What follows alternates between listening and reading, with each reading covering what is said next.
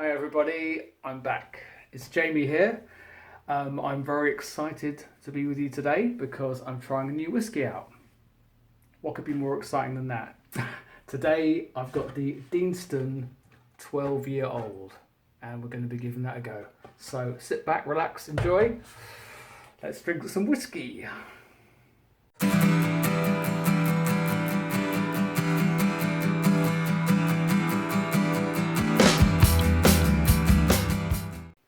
So I thought I'd give you a quick history lesson for the nerds out there about the distillery itself.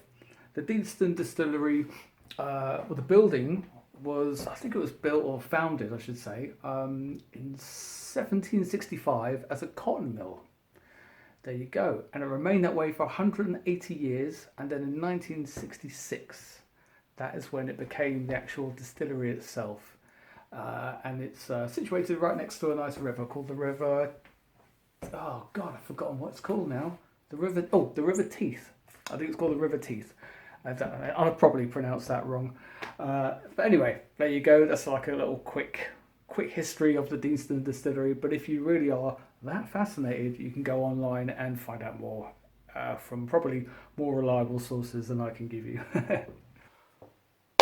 Okay, right, so here we have it, the Deanston 12. I got this because I saw quite a few things online which were really positive about the Deanston 12. It's a distillery that's not so well known. It's not well known like your Glenlivets, your Glenfiddichs, all that kind of stuff, your Macallan 12s, for example. And it's a slightly more like obscure one. And I thought, hey, give it a go. Give it a try, and most of the things I've read have been quite positive. It's an unpeated whiskey, so it's not really in my ballpark what I normally like. You know, I like to go for an Islay, something a bit cheekier, something a bit smokier, something quite savoury. That's kind of what I like and what I've kind of got into on my whiskey journey so far. I don't normally go for the more fruity, sweet kind of whiskies. But this time I thought, hey, you know, I'm on a whiskey journey. Hopefully you're going to come on a whiskey journey with me. So let's do it. And I thought, let's try with this Deanston. And that's the main reason I thought I'd try with the Deanston is because it's bottled at 46% ABV. Sorry, 46.3% ABV. That's very important stuff. It's unchill filtered and it's natural colour. Now look at that colour. I mean, that is natural colour for a 12-year-old. That's pretty impressive. It's pretty rich looking. And I gave it a little nose last night when I got it through the post. Oh, you can tell it's been maturated in ex-bourbon casks because it's got that kind of vanilla-y, bourbon-y kind of vibe going on. So I thought, interesting. I look forward to this. So, without further ado, I'll stop waffling on and let's get on with trying some Deanston 12. Okay, so there you go. That's the colour. Normally you won't hear me banging on about the colour of whiskey because a lot of whiskies are fake in terms of the colouring. They put E150 in, a caramel colour. And but in this case there's no colour, so I will talk about the colour because it's a natural one and that's what we want. Alrighty, okay, so let's try the nose. God, that's sweet. That's not bad. It's still nice. I get straight away, you get hit with this caramel smell. Toffee, caramel, fruit cake, I'd say. It's a really inoffensive nose. You could not be offended by this at all in any way.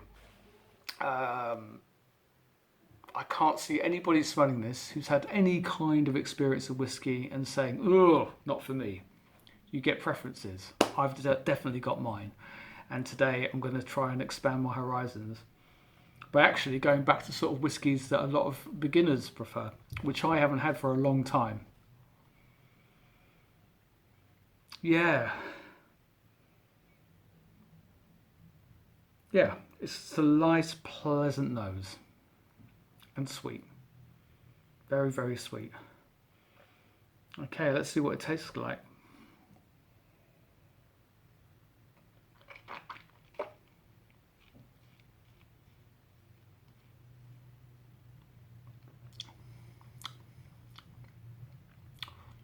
Well, that's really good. It's bottled at a high percentage because it's still got some kick to it. You still get a nice follow through. You can really feel the alcohol, but it's very smooth, not burny. Burny? That's a guy's name, isn't it? Yeah, it doesn't burn. It goes down very well. It's a lot of honey and fruit. A lot of good character going on.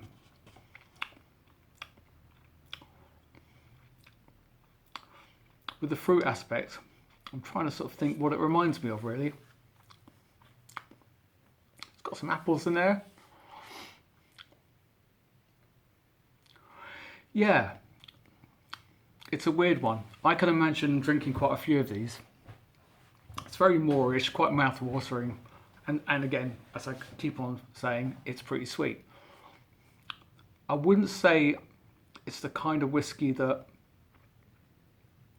I normally gravitate towards too, but I'm enjoying it. I'm enjoying it a lot. Now it'll be interesting to see how I feel about this whiskey on the third, fourth, fifth glass a week or two down the line, if it lasts that long, which I doubt it will. Oh yeah, by the way, the Peat Monster I reviewed last week, that's almost gone. So yeah, I wasn't so self-disciplined with that. But I absolutely love that whiskey. It's absolutely lovely.